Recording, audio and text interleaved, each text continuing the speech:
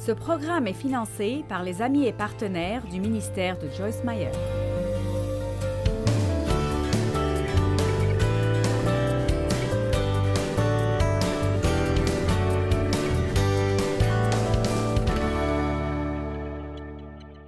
Alors, je vais faire une série ce week-end à propos des noms rédempteurs de Dieu dans la Bible, et je l'intitule « Qui est Dieu ?» Et je fais cela non seulement pour vous, mais pour toutes les personnes dans le monde qui soit ne connaissent pas Dieu, soit pensent qu'ils le connaissent, mais ils ne le connaissent pas vraiment. Vous voyez, je suis concernée à cause de tout ce qu'il y a dans le monde d'aujourd'hui qui mène les gens à ne pas croire en Dieu. Et toutes les personnes qui croient en Dieu et qui remettent servir Dieu pour quand le temps est convenable, pour eux, ce qui est une chose très dangereuse à faire parce que personne ne sait à quel moment Dieu vous appellera à lui. Et je pense que je veux que vous écoutiez ce que je vais dire. Je pense que quiconque qui connaît vraiment qui Dieu est, vous ne pouvez pas ne pas croire en lui et ne pas vouloir une relation avec lui. Je ne peux pas croire qu'il y ait une personne dans cette salle aujourd'hui qui n'a pas reçu Christ comme sauveur. Après m'avoir entendu ce soir, je ne pense pas que vous pourriez sortir d'ici sans prendre une décision que vous devez avoir une relation personnelle avec ce Dieu dont nous allons parler ce soir. Je pense, pour être honnête, que Dieu est très mal compris. Je pense qu'il est blâmé pour beaucoup de choses qu'il n'a pas fait et n'est pas reconnu pour beaucoup de bonnes choses qu'il fait. Très souvent, nous le blâmons pour nos problèmes, mais si quelque chose de bon arrive, nous prenons le crédit.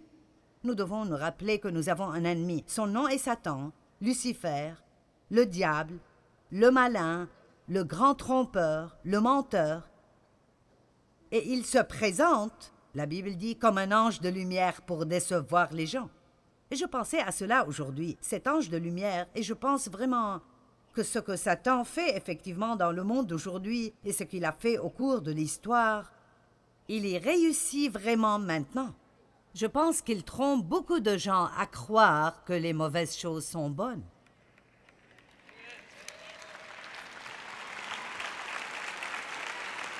Et c'est vraiment important pour nous en tant que croyants de rester sur ce chemin étroit qui mène à la vie et d'être dans ce monde, mais pas de ce monde. Nous sommes dans le monde, et si nous sommes ici et vivons en ce moment dans l'histoire, alors nous sommes ici pour un but. Et je crois que Dieu a chaque personne de son peuple stratégiquement placée dans un endroit spécifique dans votre société. Ça peut être l'endroit où vous travaillez, ou votre voisinage, ou votre école. Mais Dieu vous a placé là-bas pour une raison. Et vous êtes une lumière dans un endroit sombre, et vous devez briller votre ampoule et permettre à votre lumière de briller.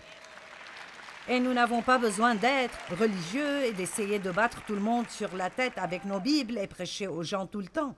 Nous devons avoir une relation personnelle et intime avec Dieu, avoir sa présence dans nos vies, tellement que par la façon dont nous traitons les gens, qu'ils sachent qu'il y a quelque chose de différent en nous, pas que nous sommes meilleurs, mais qu'il y a quelque chose de différent en nous. Il y a une paix, il y a une joie, il y a une sérénité, il y a un amour, une bonté à laquelle ils ne sont pas habitués, et ils vont vouloir savoir ce que c'est qui est différent en vous.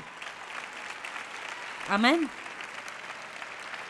Maintenant, il y a littéralement des centaines de noms dans la Bible pour Dieu, et chacun d'entre eux représente quelque chose qu'il fait.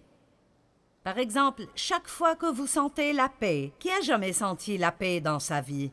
Chaque fois que vous sentez la paix, c'est Dieu. Parce qu'il est le prince de la paix.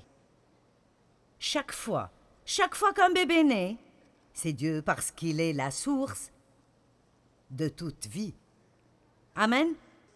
En fait, nous voyons le travail de Dieu tous les jours, de tellement de façons que c'est incroyable, mais nous sommes devenus inconscients de ce qu'il fait, et nous devons être plus conscients de ce qu'il fait.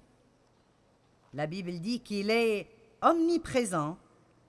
Cela signifie qu'il est partout, tout le temps. Il n'y a nulle part où vous êtes où Dieu n'est pas. Pas pour une seconde, pas pour une milliseconde de votre vie serez-vous quelque part où Dieu n'est pas. Même dans nos jours de péché, de misère et de certaines choses terribles que nous avons fait, Dieu nous a suivis dans ces endroits.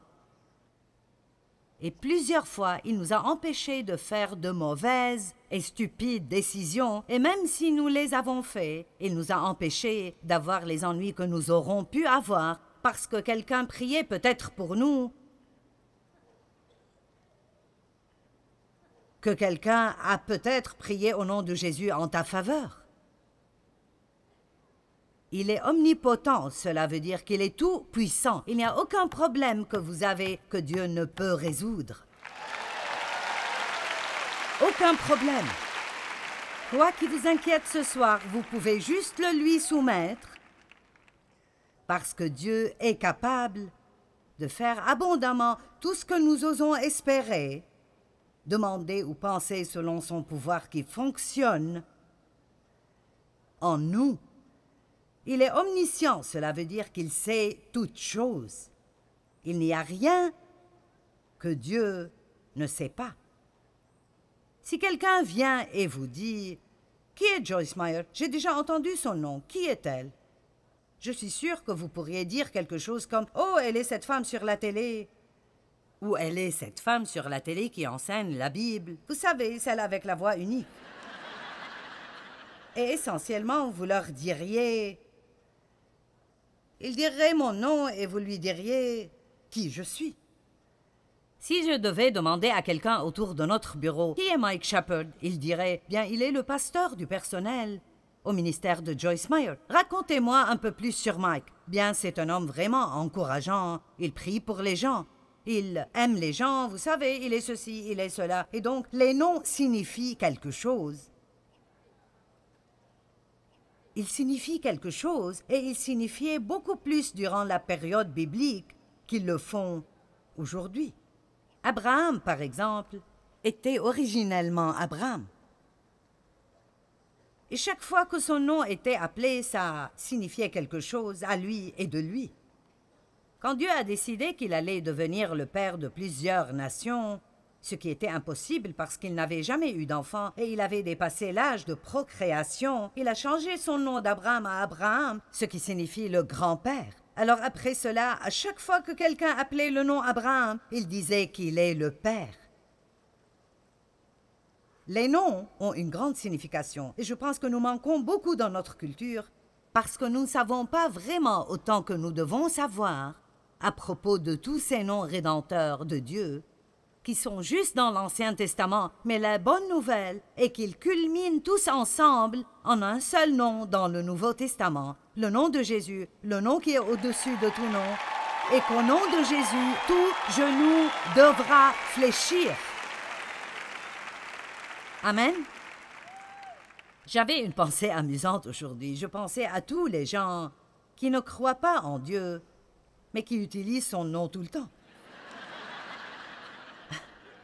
Et je crois que c'est amusant que les personnes qui prétendent ne pas croire en Dieu n'arrivent toujours pas à échapper à son nom et sa présence. Alors même s'ils ne veulent pas croire, ils doivent cependant, d'une façon ou d'une autre, croire qu'il y a une telle personne, sinon pourquoi continuer à utiliser son nom?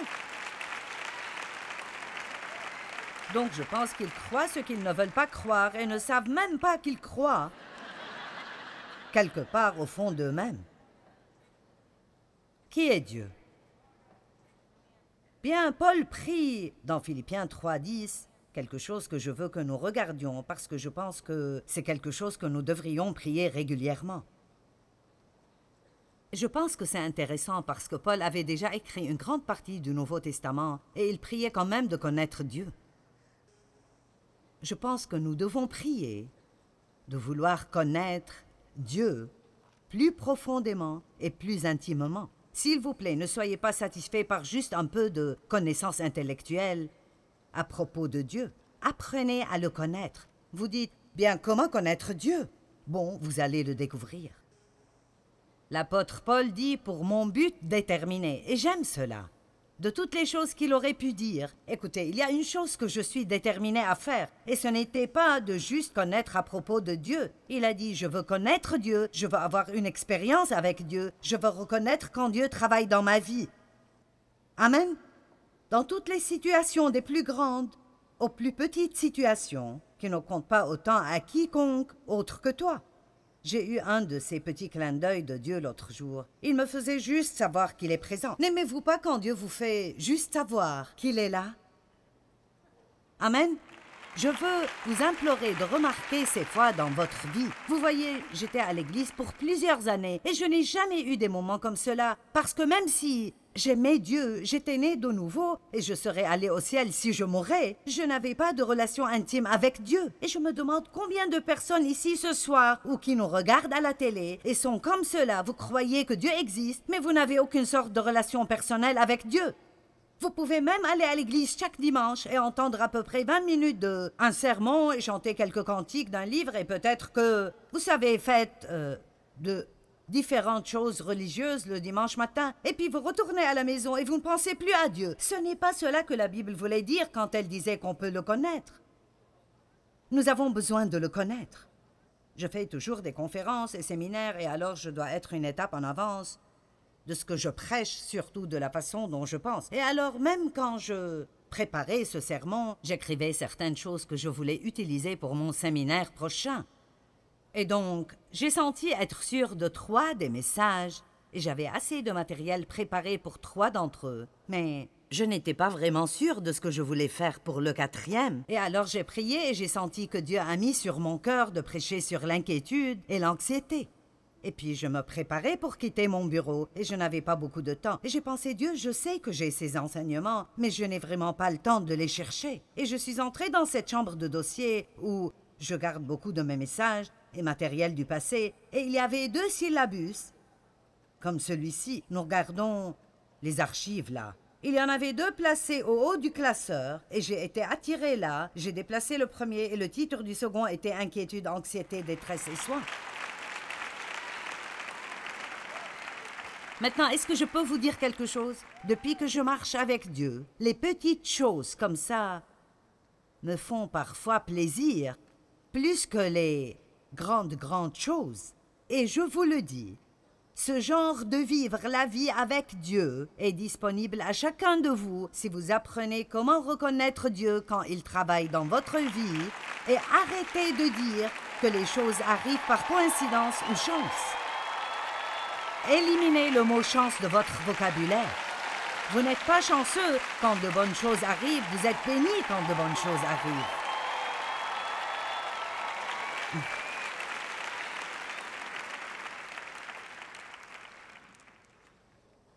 Éphésiens 3:10. Mon but déterminé est que je puisse le connaître, que je le connaisse progressivement, plus profondément et plus intimement, que je perçoive et reconnaisse et comprenne les merveilles de sa personne plus fortement et plus clairement. Et je vais m'arrêter là parce qu'il continue à parler de la puissance de sa résurrection. Mais je veux que vous remarquiez que Paul, qui avait déjà écrit une grande partie du Nouveau Testament, est toujours un homme de Dieu qui prie pour connaître Dieu. Donc nous devons faire cela régulièrement. Dieu, je veux te connaître et je veux te connaître plus profondément. Je crois que les grands hommes et femmes de Dieu desquels nous lisons dans la Bible ont tous fait cela. Moïse voulait connaître Dieu. Abraham voulait connaître Dieu. Esther et Ruth et toutes ces personnes desquelles nous lisons voulaient connaître Dieu. Ne soyez pas satisfaits par un petit peu de connaissance. Demandez à connaître Dieu. Amen.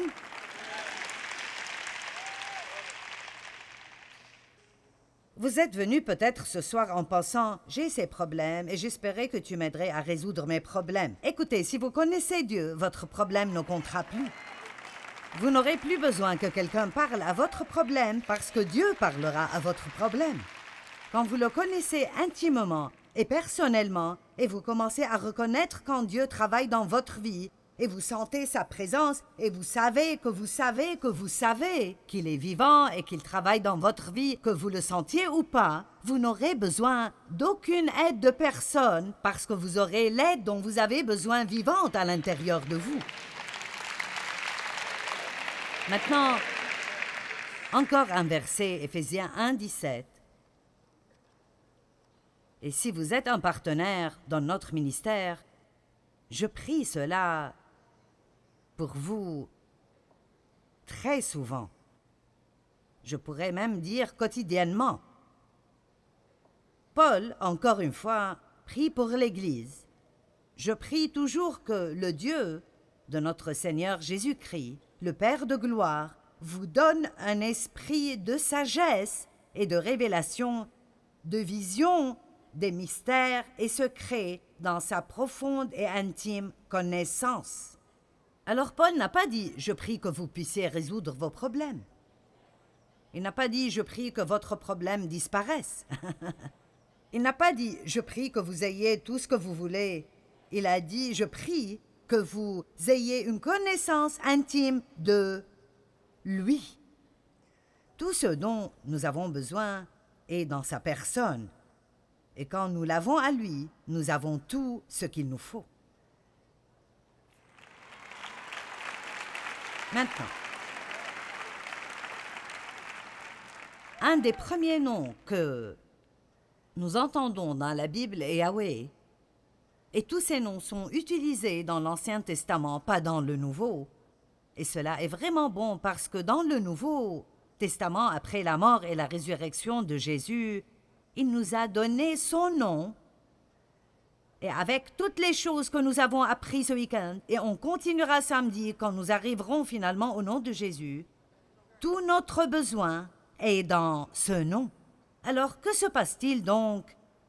À quel point l'enfer est-il secoué quand quelqu'un sait vraiment, vraiment ce que ça veut dire que de parler au nom de Jésus? À quel point l'enfer est-il secoué quand vous vous levez le matin et levez vos mains et dites « Jésus ».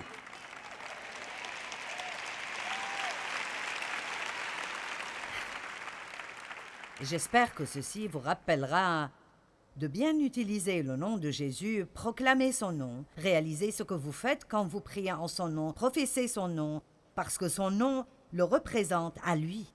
Maintenant, Yahweh ne pouvait pas être prononcé parce qu'il ne contient pas de voyelles. C'était juste YH, WH.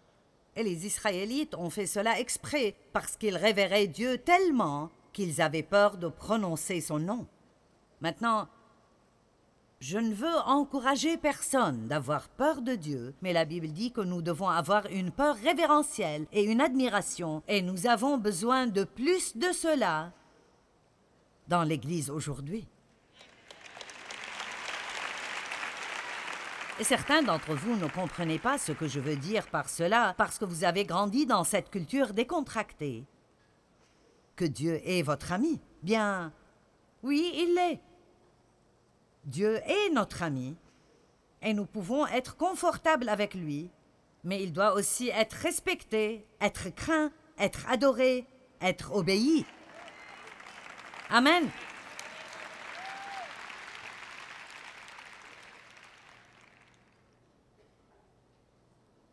Donc, il ne prononçait même pas le nom de Dieu et plus tard les voyelles ont été ajoutées et le nom Yahweh signifiait littéralement, et j'aime cela, je suis.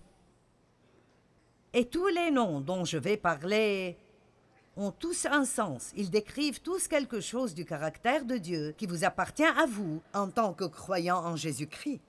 Ceci est un message très pratique parce que vous allez remarquer à travers cela qui Dieu est et qui il est pour vous. Pas juste qui il est pour quelqu'un d'autre, mais ceci est un séminaire de renforcement de foi ce week-end. Votre foi en Dieu va monter en flèche et cela signifie que vous allez vous débarrasser de beaucoup de vos peurs, vos inquiétudes et de choses qui vous tourmentent de jour en jour.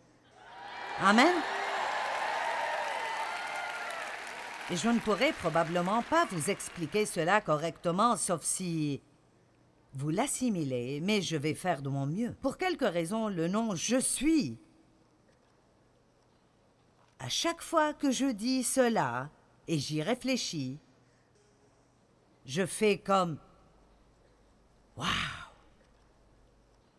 Qui donc es-tu? » Si la seule façon dont tu peux te décrire toi-même est « Je suis ».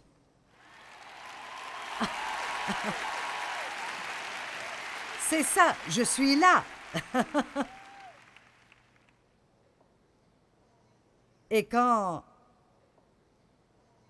Moïse a reçu l'ordre d'aller chez Pharaon et il avait un petit peu peur, et il a dit dans Exode 3, 14, « Quand je vais chez Pharaon et il me demande qui m'a envoyé, que lui répondrai-je alors ?» Et regardons ce que Exode 3, 14 dit. Regardons quelques versets, et si vous ne voulez pas étudier, vous êtes dans le mauvais endroit.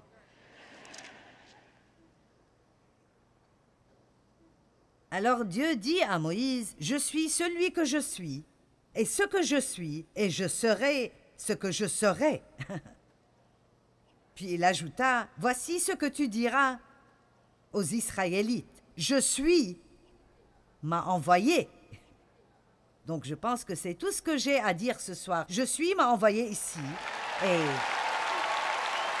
il est qui il est, et il sera qui il sera, et il fera ce qu'il fera, et ce n'est l'affaire de personne, et personne ne peut l'arrêter.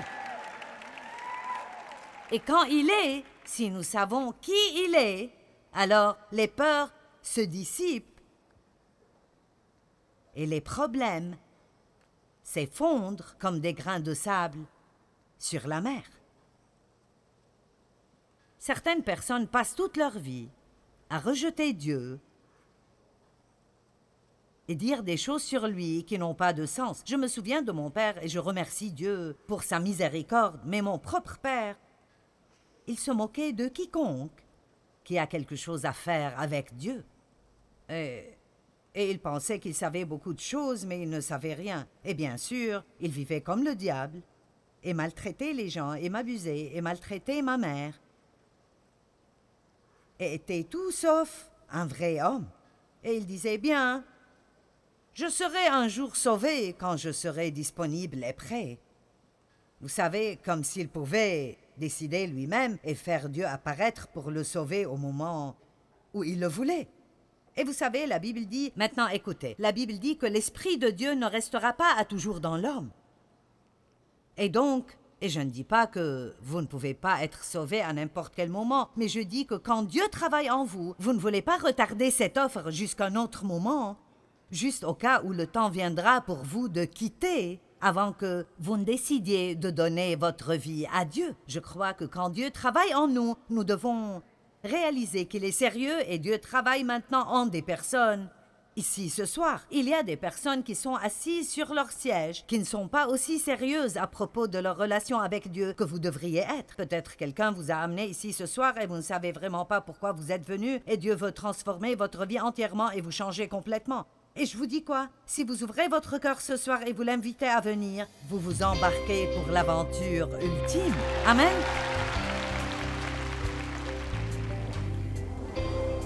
Je pense qu'il est vraiment important que nous sachions qui Dieu est. Et une des façons dont nous pouvons faire cela est en regardant aux différents noms par lesquels il est appelé dans la Bible.